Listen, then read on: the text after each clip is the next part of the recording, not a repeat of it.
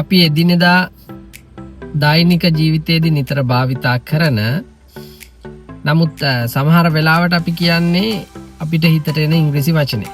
ඒත් මොකද නිතරම අපි භාවිතා කරලා හුරු වචනේ තමයි අපි නිතරම කියන්නේ. නමුත් සමහර phrases තියෙනවා අපි ස්පෙෂලි ඒ කරන action එකට use කරන්න ඕන phrases. මම ඒ වගේ කීපයක් අද කියනවා. උදාහරණයක් විදිහට අපි එකක් ගමු. ඔයා සාමාන්‍යයෙන් කියනව නේද nails cut කරන්න ඕනේ.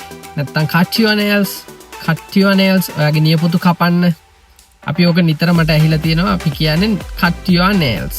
නැත්තම් ඔයා nails cut කරන්න.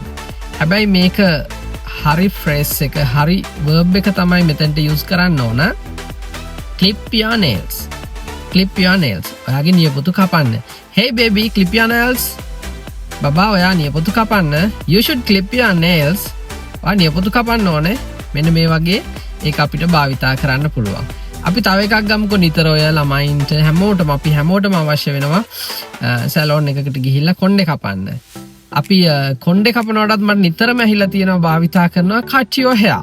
මේක වැඩි වශයෙන් භාවිතා කරන phrase එකක්. භාවිතා වෙන එකක්.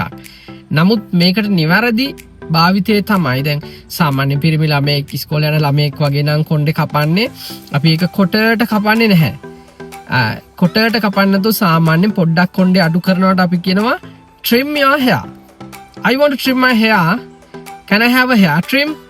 මට කොණ්ඩේ පොඩ්ඩක් කපා ගන්න පුළුවන්ද? Can I have a hair trim? එතකොට අපි මේ කියන්නේ trim your hair. cut your hair කිව්වොත් ඒක භාවිතා වෙන්නේ නැති. ඒක වැරදි. නිතරම ගැලපෙන unique word එක use කරන්න ඕනේ trim your hair. right? ඊට පස්සේ එතකොට cut your hair කියන්න එපා. trim your hair. සැලූන් එකට යනවා නම් I want to have a trim. Can I have a hair trim? මට කොණ්ඩේ ටිකක් කපා ගන්න පුළුවන්ද? තව එක උදාහරණයක් ගත්තොත් එහෙම අපි පාන් ගෙඩියක් වගේ දෙයක් ගමුකෝ. පාන් ගෙඩියක් ස්පෙෂලි ගමු අපි. පාන් කපනවට අපි මට බොහෝ විට ඇහිලා තියෙනවා cut the bread. නැත්තම් bread එක cut කරන්නේ නැද්ද? cut the bread. හැබැයි මේක වැරදි භාවිතයක්. අපි මේකට නිවැරදිව භාවිතා කරන්න ඕනේ. නිතරම පාන් අපි පෙති කපන එක තමයි කරන්නේ. එතකොට අපි එකට කියනවා slice the bread කියලා. Slice the bread. Mom, do you slice the bread? Can you slice the bread? ඔයාට පාන් ගෙඩිය කපන්න පුළුවන්ද? අක්කා නැත්නම් sister, can you slice the bread please? I want a slice of bread. So can you slice the bread? ඔයාට පාන් ගෙඩිය කපන්න පුළුවන්ද?